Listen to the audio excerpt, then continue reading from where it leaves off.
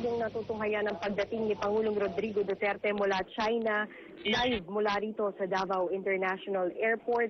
Kasama ng Pangulo ang mga miyembro ng kanyang gabinete at iba pang bahagi ng delegasyon. At sa puntong ito ay mainit na sinasalubong ang Pangulo ng Philippine Air Force at Army sa pamamagitan ng isang banda. Inaasahan natin na sa kanyang pagdating nga ay mag-uulat ang Pangulo kaugnay sa naging bunga ng kanyang dalawang magkasunod na state visit sa Brunei at China. Noong nakaraang linggo, tumulak ang Pangulo sa Brunei para sa 3 araw na pagbisita kung saan nakipagpulong ito kay Sultan Haji Hassan al-Bolkiah sa Filipino community.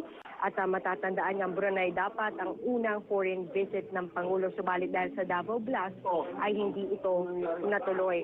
Samantala, lumipad naman ng Pangulo pa Beijing noong October 18 bilang tugon sa imbitasyon ni Chinese President Xi Jinping.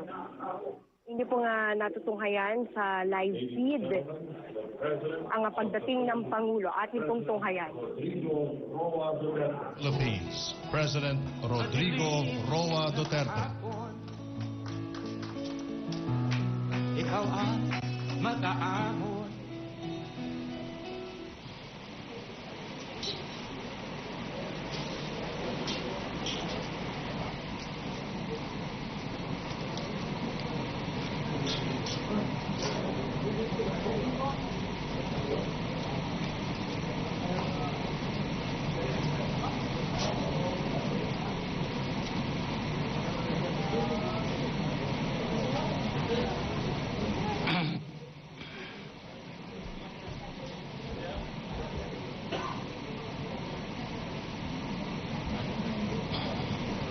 If you don't mind, I'd dispense with the acknowledgements of the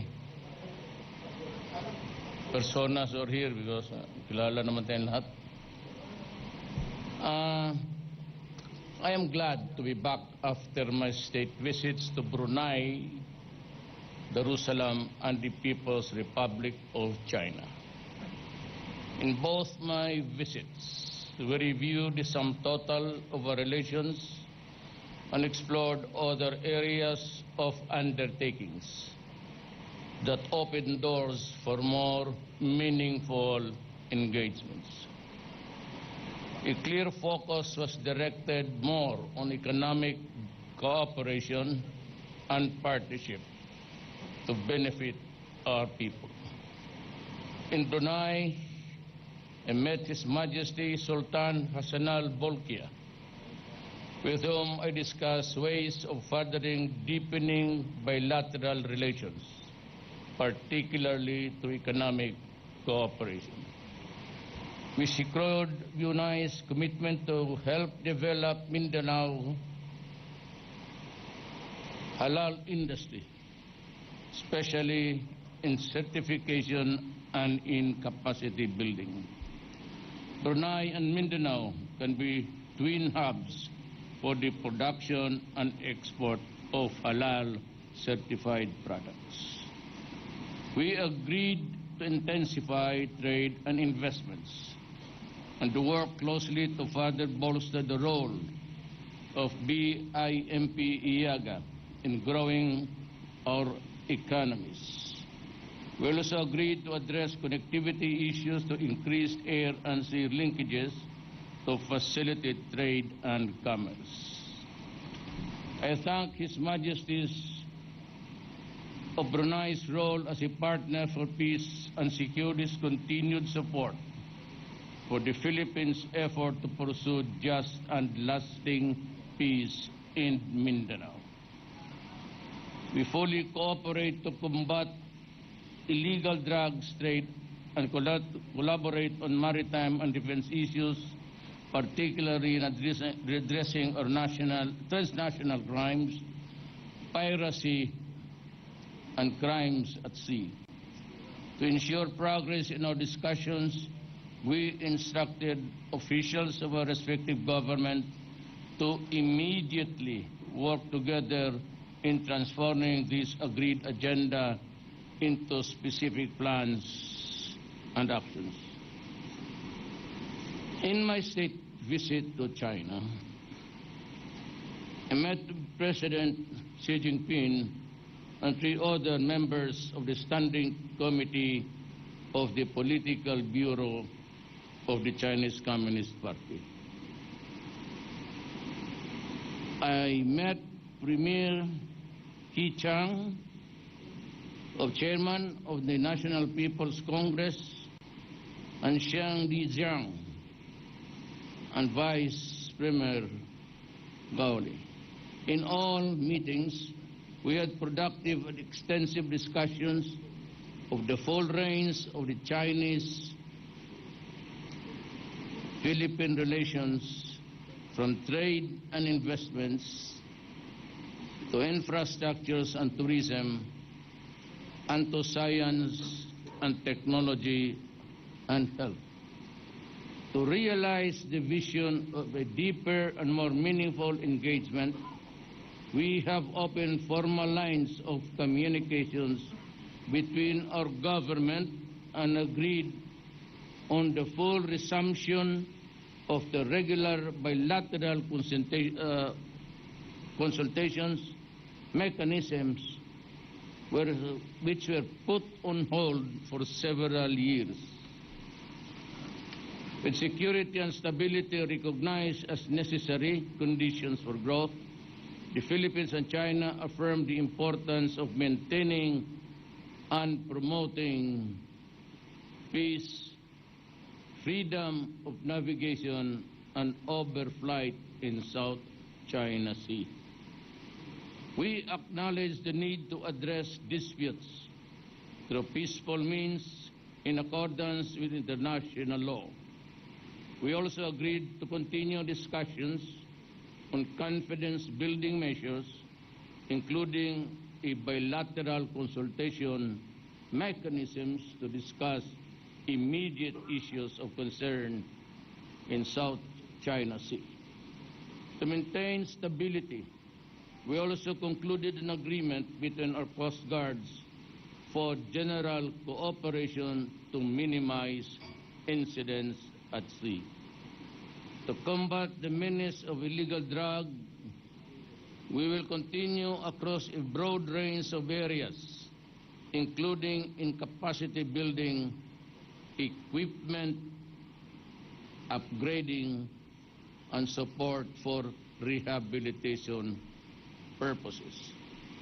With the shared objective of achieving greater growth and prosperity for our peoples, the Philippines and China jointly work closely on building on a robust economic agenda.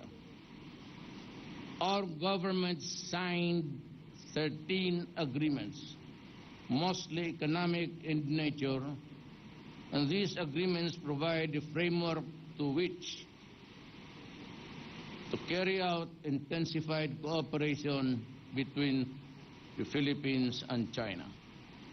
In my meetings with officials and businesses, there was a renewed and heightened sense of optimism in trade relations. The friendship rekindled opened a deeper commitments to significantly enhance trade and investments. My talks have resulted in public financing agreements and a private business deals valued at $24 billion in soft loans we have agreed from other banks. These agreements covering various fields of economic activities are expected to generate 2 million jobs for the Filipinos in the next 5 years. Your government will continue to work very hard to ensure that these agreements bear concrete results that will better the lives of our people. We shall also make sure that the credit facility and the soft loans will be solely utilized in public financing that benefits all Filipinos. In my state visit to China, signaled a turning point in our shared history and showed that both countries are fully capable of working together for mutual beneficial cooperation, even as we remain committed to settle disputes peacefully in full adherence of international law. In every step that took the Philippines and China relations further forward, I was guided by the burden duty to protect the sovereignty of our nation and the interest of our people. In all my engagements abroad, rest assured that I will always pursue our nation's best interest, consistent with our independent foreign policy, anchored on the basic tenets of sovereignty, non-interference, and mutual respect. On the personal side, the warm welcome and expressions of the support of our kababayans in Brunei and China further strengthened my resolve to pursue the various reforms being carried by our government. We will harness our foreign relations to the inclusive growth and sustainable development of our country so that working abroad becomes an option and no longer a need for our people. With this, I seek your continued support and cooperation as we strive to introduce fresh initiatives and more endeavors that will create meaningful changes in ourselves, our families, our communities. Salamat.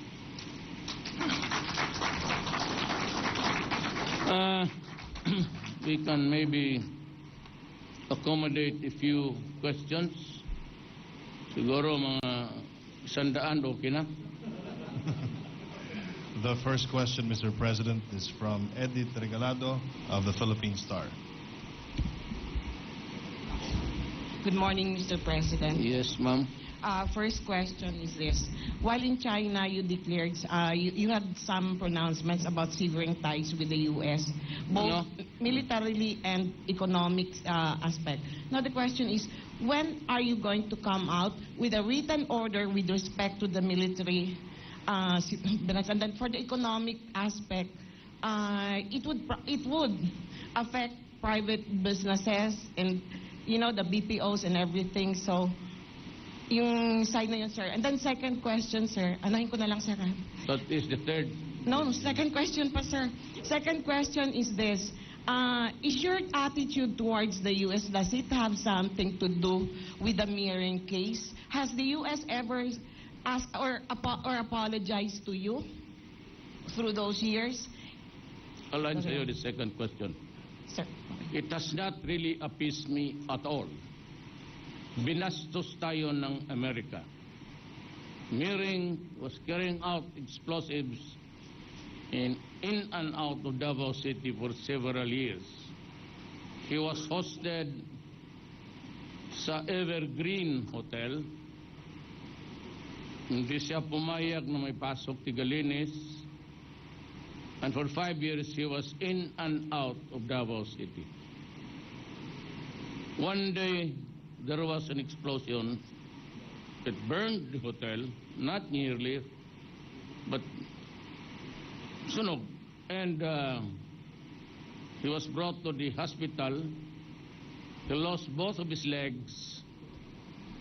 But unfortunately, the following morning, early on, may naglanding dito sa airport na to, a citation of the U.S. Embassy, at bumaba isang police na gago na taga-Pilipinas, the Colonel, I forgot his name, and some Americans who branded their badges as FBI raw sila, got Mering out of the hotel, brought him out, kasi sabi nila dalhin nila sa Makati medical center for better medical treatment facilities, whatever. But what they really did was to fly out, marrying Michael to Singapore and Shanghaied him to the United States. To this day, parang Batman and Robin mystery yan. No explanation.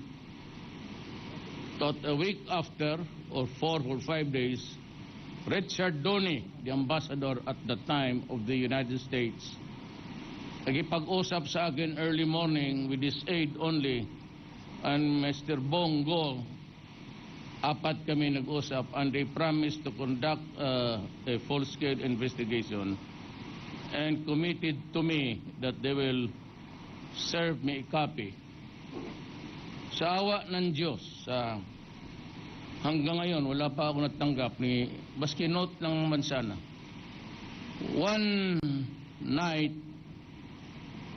during the campaign, at least that may card ako sa kanya. I think Bongo was the card. May binigay siya ng card, sabi niya he was from the CIA. And sabi ko, may I help you? And we talked about the marrying case and said that he would see me maybe the day after. And we did meet almost 4 o'clock in the morning. I was very tired from a campaign sortie that night.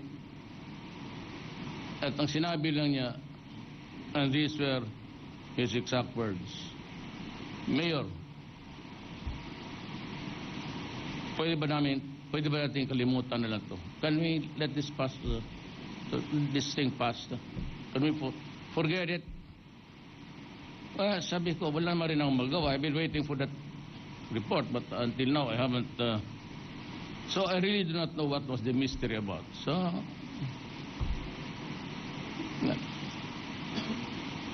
ngayon, itong Amerika, if they violate their sovereignty, they will raise hell.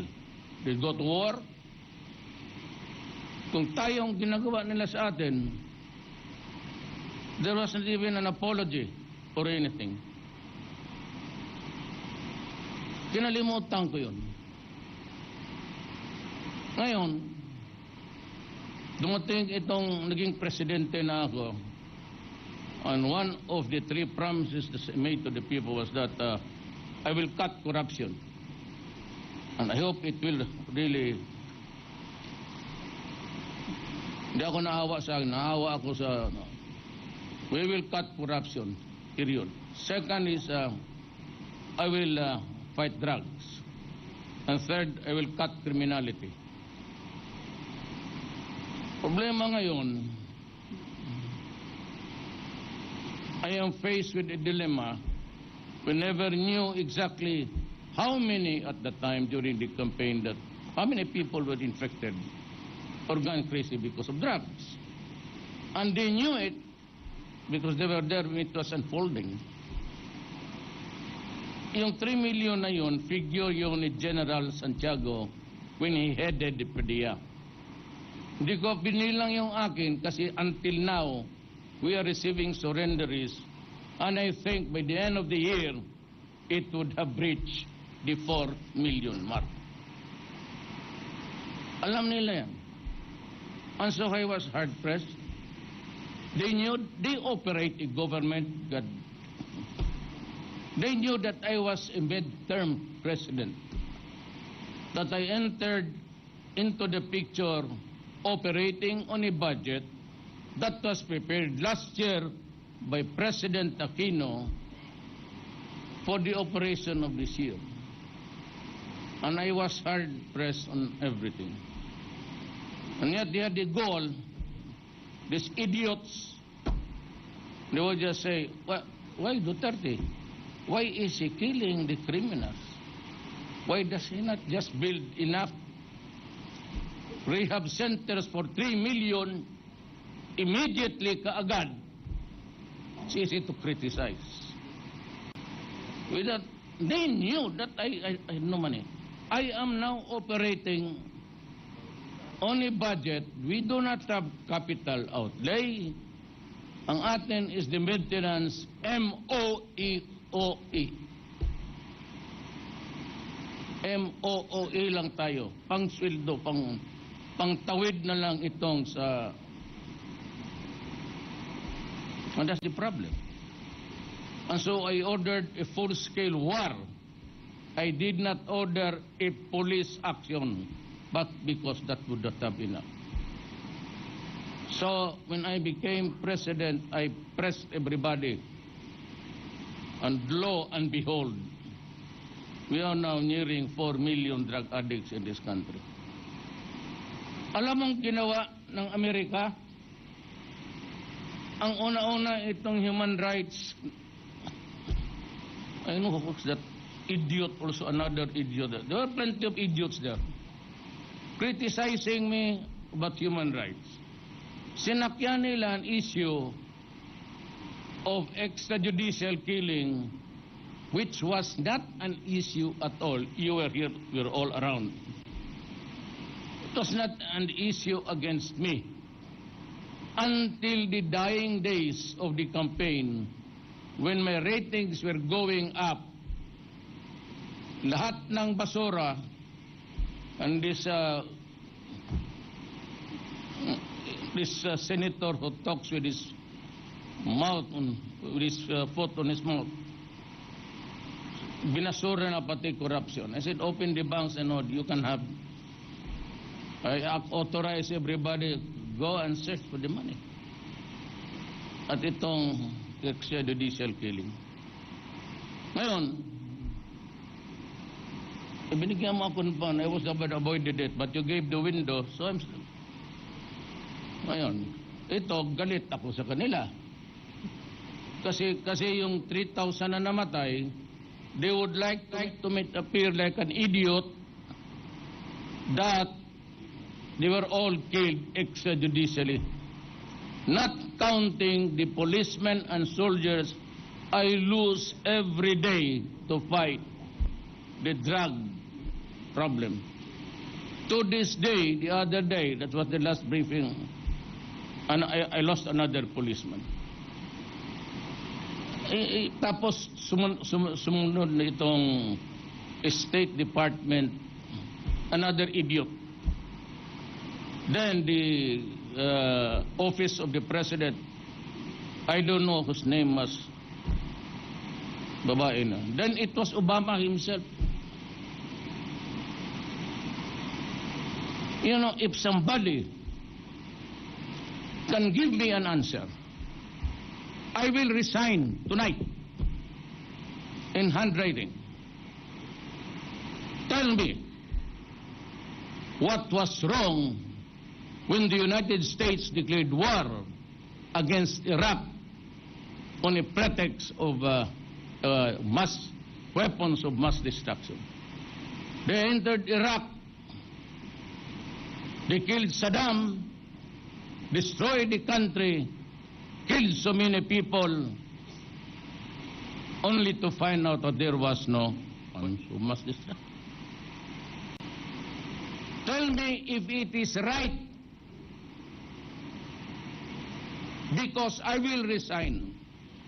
Any man here in this room would stand up before me and say, it was moral, it was right to kill a leader of a nation, wipe out his people, and have the gall to criticize me about human rights violation. They undermined Libya. Libya is a failed state. They are eating Saddam slowly. Were it not for the fact that China and Russia are supporting Syria. Why? Why? Because if Assad is out, they would have destroyed the entire Middle East. Why? Maybe oil. Why? Stupidity. Another reason. Idiotic.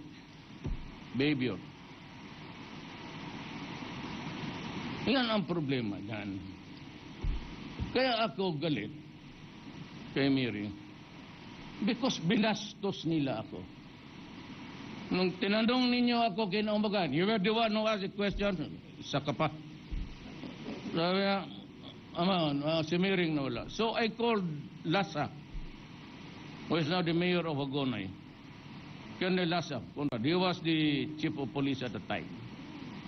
Sabi niya, Mayor, hindi ko alam. So I called General Peña, who was the RD here. Sabi ko, said, ano nangyari? Sabi niya, Mayor, hindi ko talaga alam.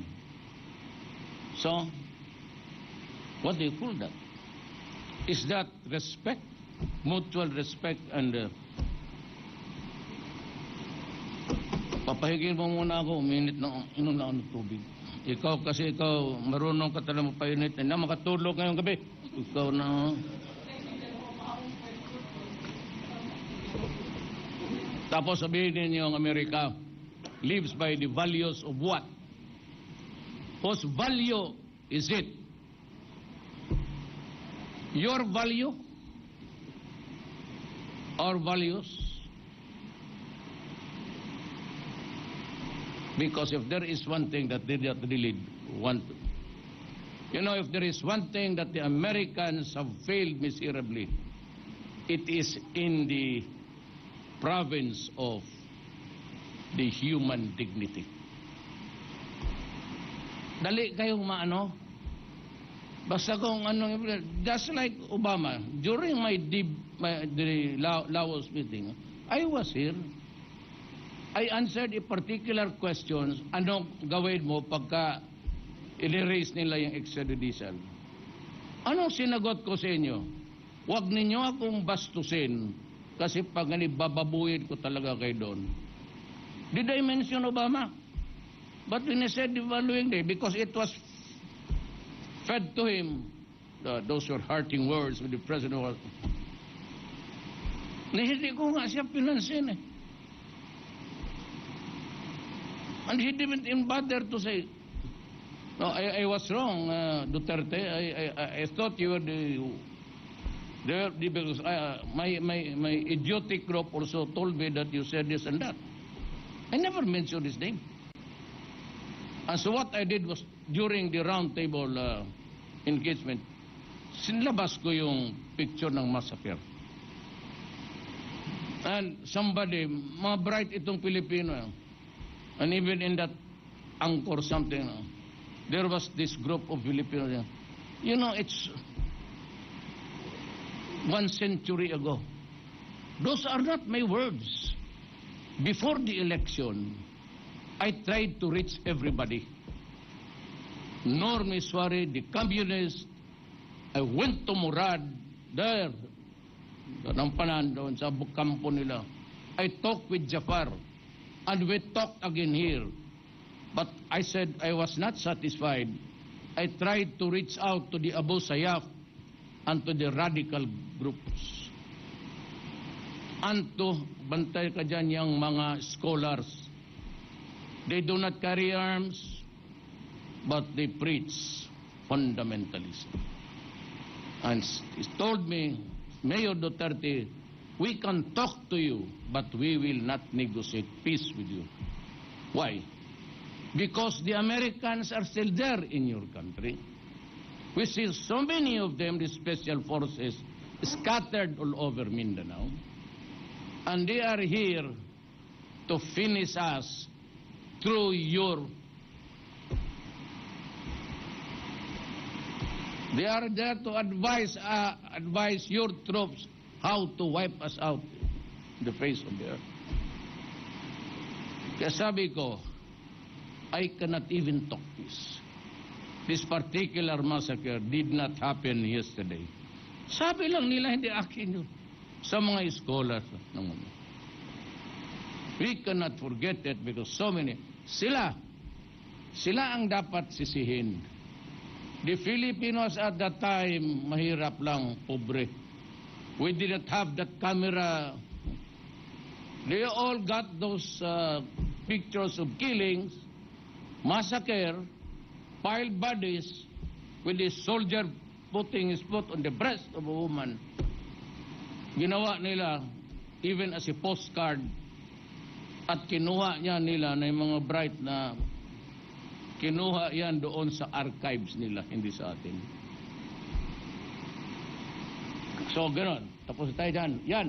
The last question. May idagdag pa ako. Kaya ako, pati pa itong iyo di puta, isa ring ugok, some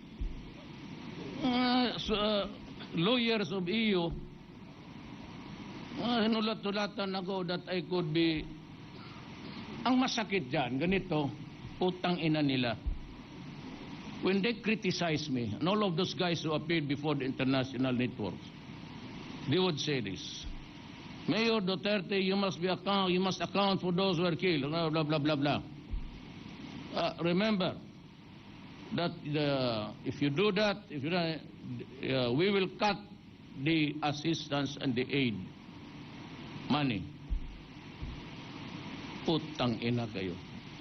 Ganon kaliit ang tingin ninyo sa amin.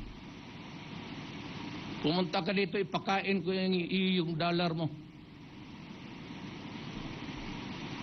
Eh sila, bastos yun eh. Kaya if I react in the manner of a Filipino na galit sa kanila. Kaya ako nag-iinsulto ng tao. What is there to defend my integrity and the integrity of the people of the Philippines? Ganon ninyo, paano ang mga Pilipino sa labas? Nandiyan na nga, nagpakahirap na, tapos that we will cut the assistance. Putang ina, iilo ninyo yung pera ninyo. You know what is an ilo? That's a piece of paper. When you run out of toilet paper, you wipe out your ass. God damn it. Bullshit kayo. Why am I saying this? It sounds the height of vulgarity. You started it.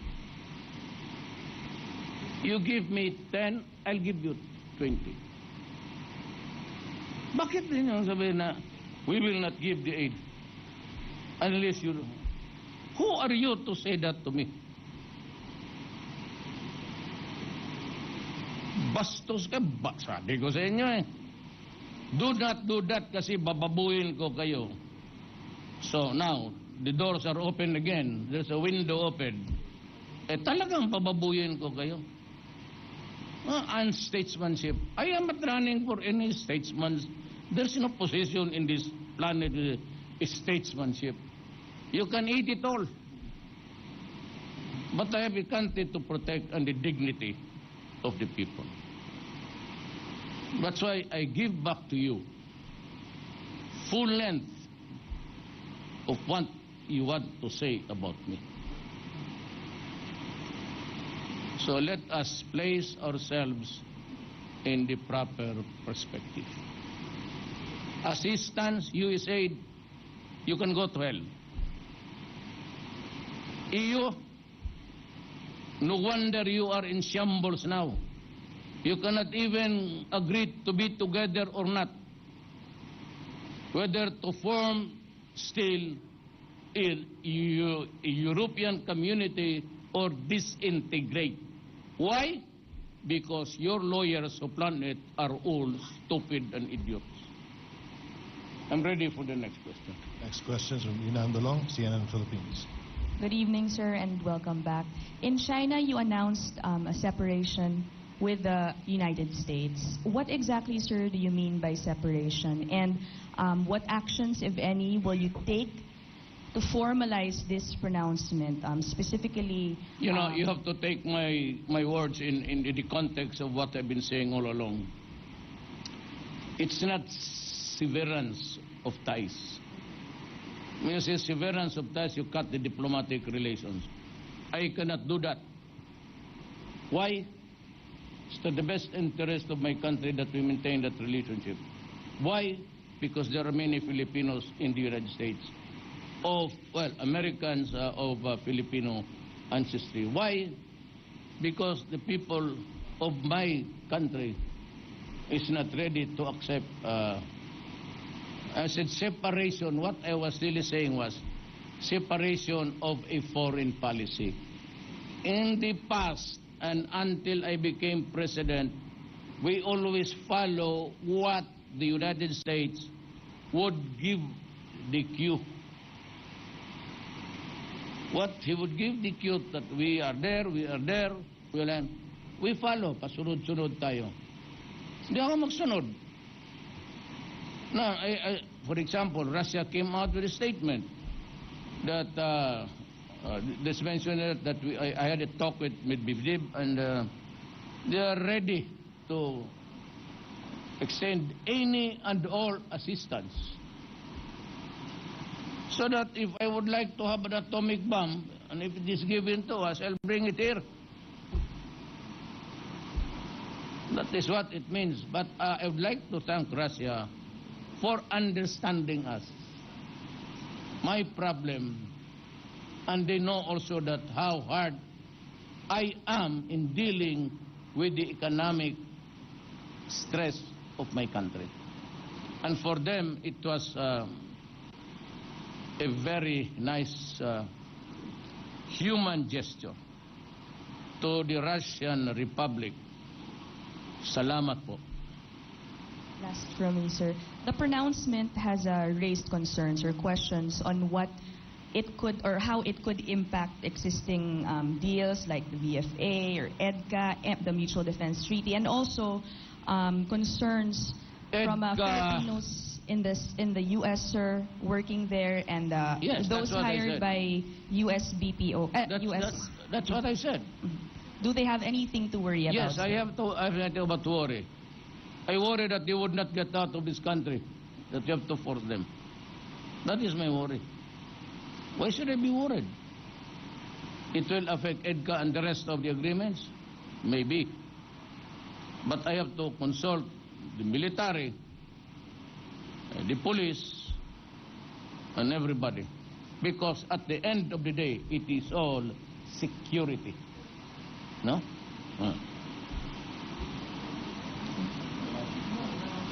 Sir, yung sa Filipino workers hired here, they're here working for American BPOs. Do they have something to worry about? Well, how about the Americans working for here also in the Philippines?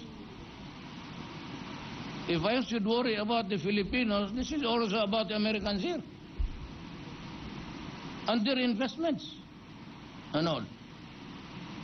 That's why better be careful with the word. We separate or severe our diplomatic relation. The second one is not feasible. Why? The Filipinos in the United States will kill me. That is why I am not going there. Not in this lifetime. Inaabuso kasi tayo ng mga walang. That ends our press conference. Thank you so much, ladies and gentlemen. No more? How about the young lady? The blue shirt. You'll have your time. Alam mo, nagpapakpak lang ito kaya inaantok na to. Galing kami Beijing. Hi, sir.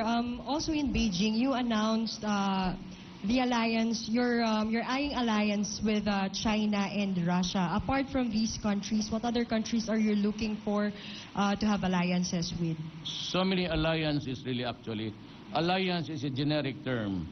That there is so many agreements, so many treaties to talk about. What is very important is that we have agreed to help each other economically.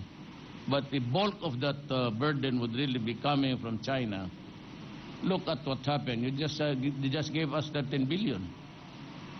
It's not easy to just give so much money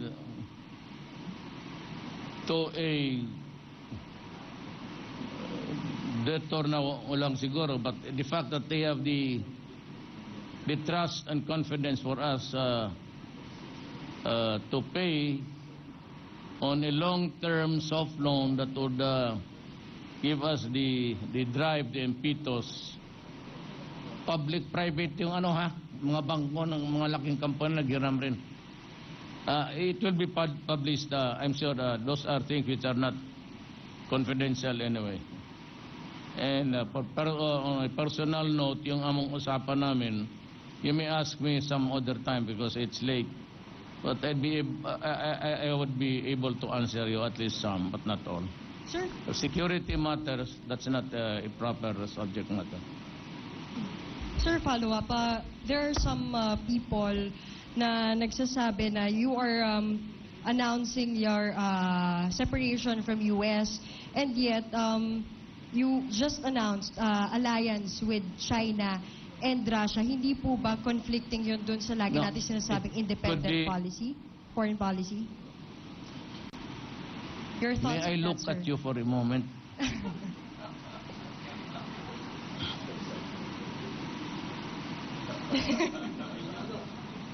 It could be, ma'am, a military alliance. It could be an economic alliance. It could be an economic bloc. Separation of my foreign policy. That it need not dovetail the foreign policy of America. That's what I meant actually. Even severe is to cut. Separate is just to chart another way of doing it. Thank you, sir.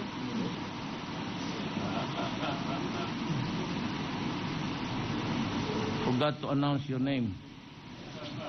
Kasi yes. Para walang magsama ng loob. Then Jamie ang sunod. Siguro we can maybe last 2 questions or 3, maybe 3 questions. Mr. Masahi Yamaguchi of NHK Japan. Sir, welcome back. I am a reporter of Japanese Public Broadcasting Corporation, NHK, and next week, President will go to Japan and meet Prime Minister Abe. What are you looking for to meet him, and what are you looking for to talk about? Well, last week, Japan donate Coast Guard ship. Like this, Japan government has a concern about dispute about South China Sea, and next week, do you plan to talk about the dispute about the South China Sea? well, I didn't get your questions in totality, but I'll just answer you. First, yes, I'm going to China to visit Japan. Well, Japan nga pala. Ako yung antok. I'm going to Japan maybe, I don't know, kailan yun? I'm going to Japan to visit your country. I don't know if it's just an official visit or state visit. To me, it's just the same. And of course, I have to talk to Minister Abe and the rest of the officials of the Japanese government. Maybe go to the diet to just see it for myself. I have looked at the place from the outside that I was not really able to go in. My talks with the Japanese government, particularly the premier, would really be solely on, well, most of it actually is economic cooperation. And of course, shared interest. Now, the most important thing there is the shared interest is really, if I get what you are driving at, is about the South China Sea.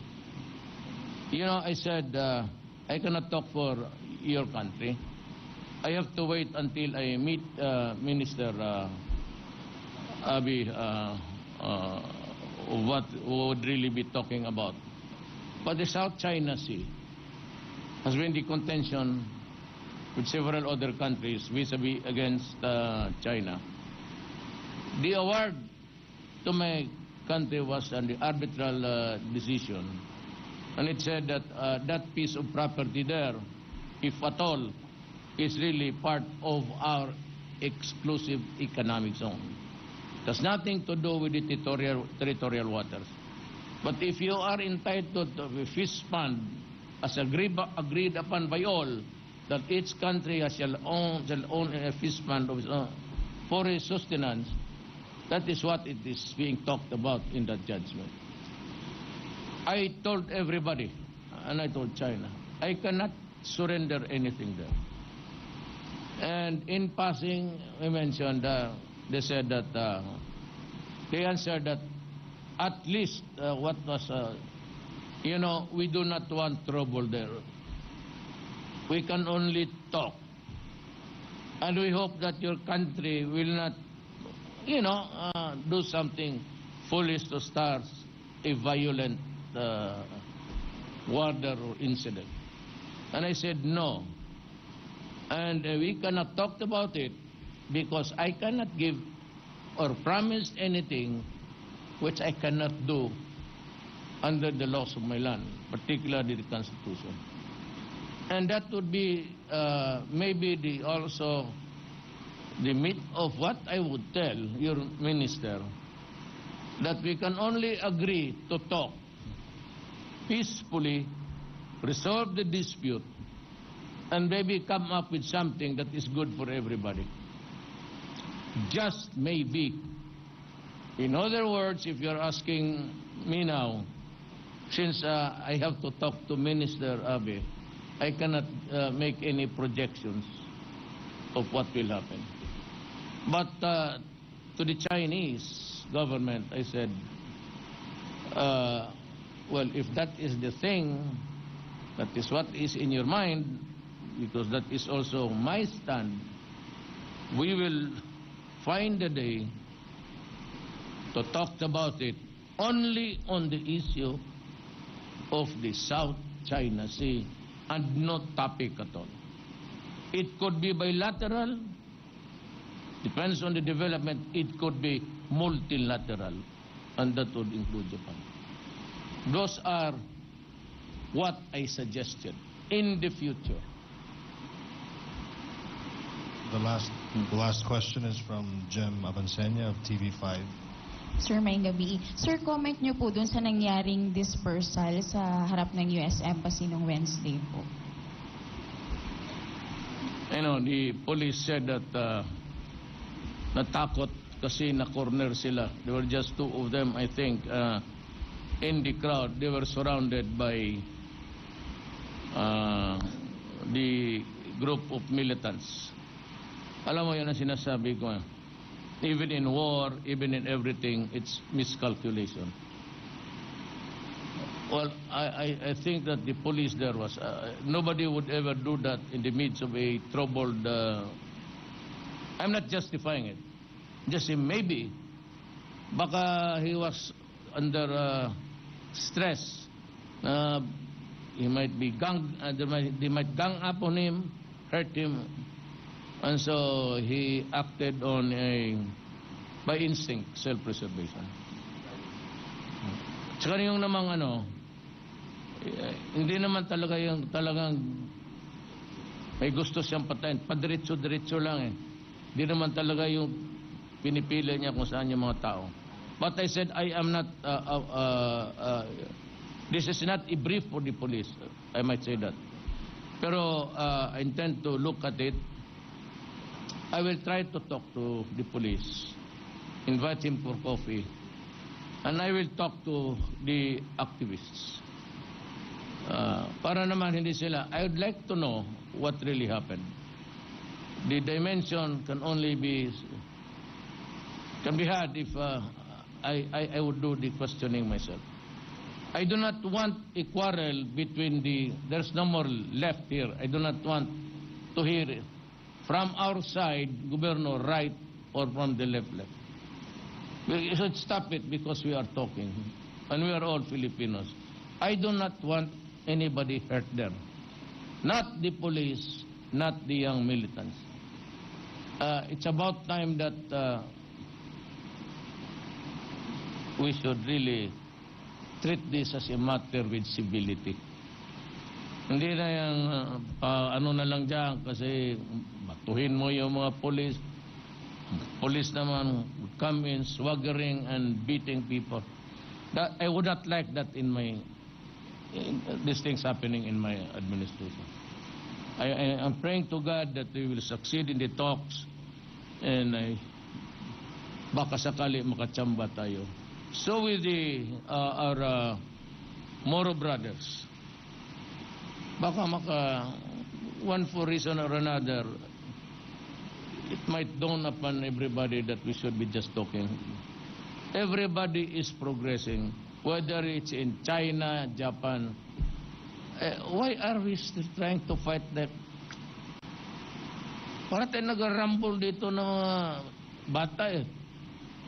Look at those young people that are fighting street fights every night. Stop it. No, kukornea na ako. But this is one thing I'd like to suggest. I do not want any firearms during demonstrations. Maybe, but no M16s there. Wala, they should be stationed far away. The worst that they can do, or maybe the demonstration is cause damage. I do not want to see M16s. There's no fighting there that will ever happen. I mean, those are anathema in the modern sense of the word demonstrations. They're everywhere. In every country, there are always demonstrations. And the government, police and military should expect that when there is almost a disagreement in dissent, everybody in any country, it could be Turkey, it could be anywhere. It's always France. Nandiyan talaga yung demonstrations. It is part of the territory of democracy.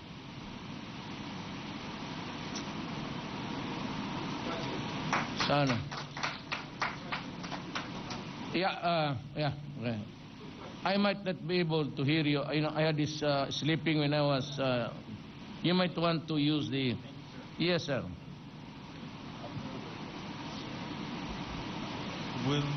Will Ripley of CNN Tokyo. Thank you very much, Mr. President, for taking my question. Just wondering, who would you get along with the best in the White House, Hillary Clinton or Donald Trump? You know, my friend, I would like to answer your question candidly, honestly, and truthfully. Problem is, of course, personally, it will not really matter much.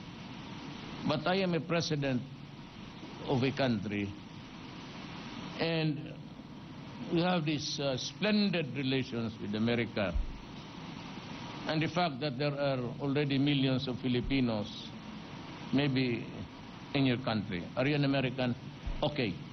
I cannot gamble an answer. Because either way it would affect, they might create a hostility here, antagonism here. So I'm better off in saying that my favorite hero is Putin.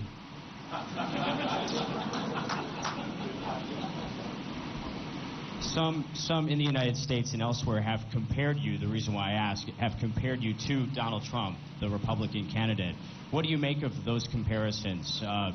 Speaking off the cuff, speaking what's on your mind. Donald Trump has also done the same thing. Valid issues, actually. Valid issues. Trump is airing something which is should also be a concern. One is terrorism. Everybody should be worried about terrorism. And of course, in this modern world, multicultural countries, again, there should be some semblance of, acceptance and maybe, especially in the matter of religion, tolerance.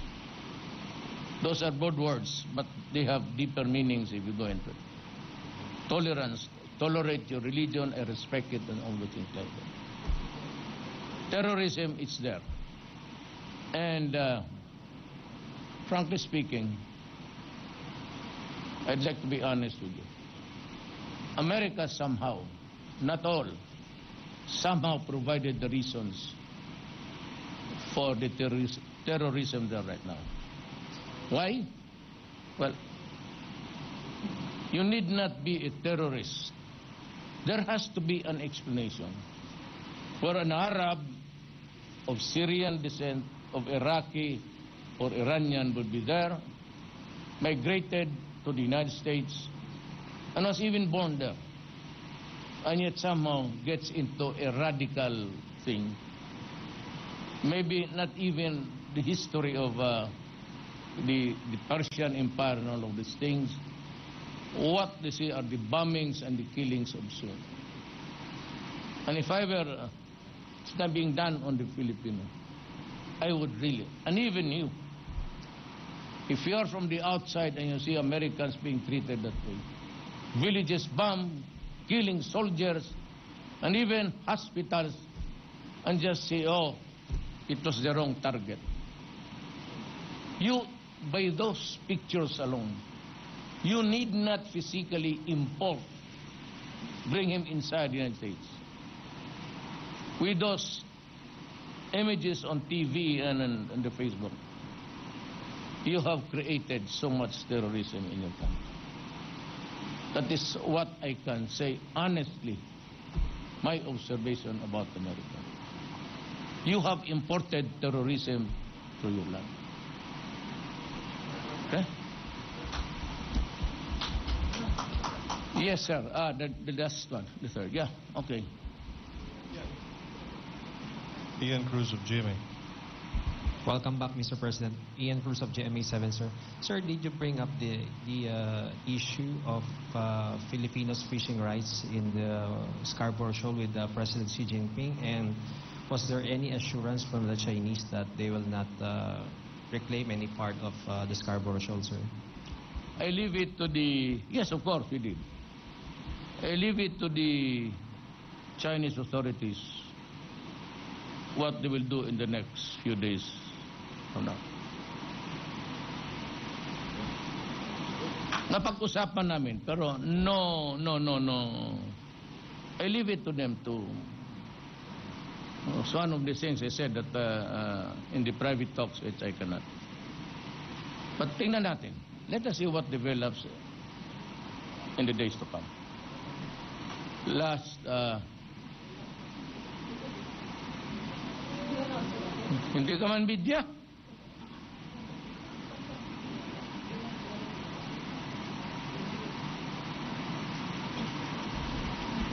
Hello, sir.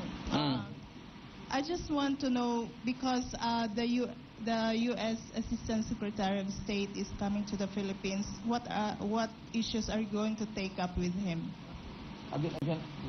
The U.S. Secretary of State, Daniel Russell, is coming to the Philippines. What issues are you going to take up with him? Secretary of State? Assistant Secretary of State. The Secretary of State here is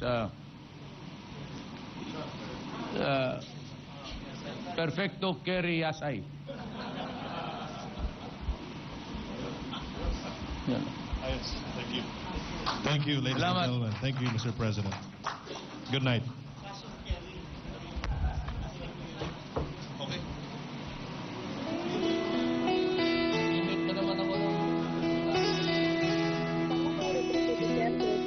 Davao International Airport makarang dumating mula sa kanyang state visit sa China at Brunei. Iniulat ng Pangulo ang bilyong pisong halaga ng investment pledges mula sa China at Brunei na magbibigay trabaho sa atin sa loob daw ng 5 taon. Sinabi rin ng Pangulo na pinaigting din ang kooperasyon sa peace and order, maritime security at war on drugs. Samantala, nilinaw ng Pangulo ang napabalitang anunsyo niya sa Beijing sa pagtalas sa US sa aspekto ng militar at ekonomiko. Anya, hindi ito pagtalas sa diplomatic relations ng dalawang bansa, iginigit lang ng Pangulo ang pagkakaroon natin ng hiwalay na foreign policy.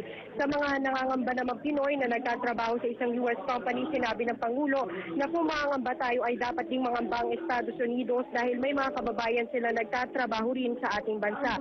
Muli namang kinwestiyon ng Pangulo ang pag-ungkat ng US sa extrajudicial killing at sinabing handa siyang magbitiw sa pwesto kung may magsasabing tama ang ginawang pagpasok sa gera ng US sa Iraq kung saan maraming tao ang namatay. Dagdag naman ng Pangulo ay binuksan din daw niya ang usapin sa teritoryo sa West Philippine Sea o agawan sa teritoryo sa West Philippine Sea, partikular ang kondisyon ng ating mga mangingisda at sinabi niya na tinalakay nila ito ni Chinese President Xi Jinping.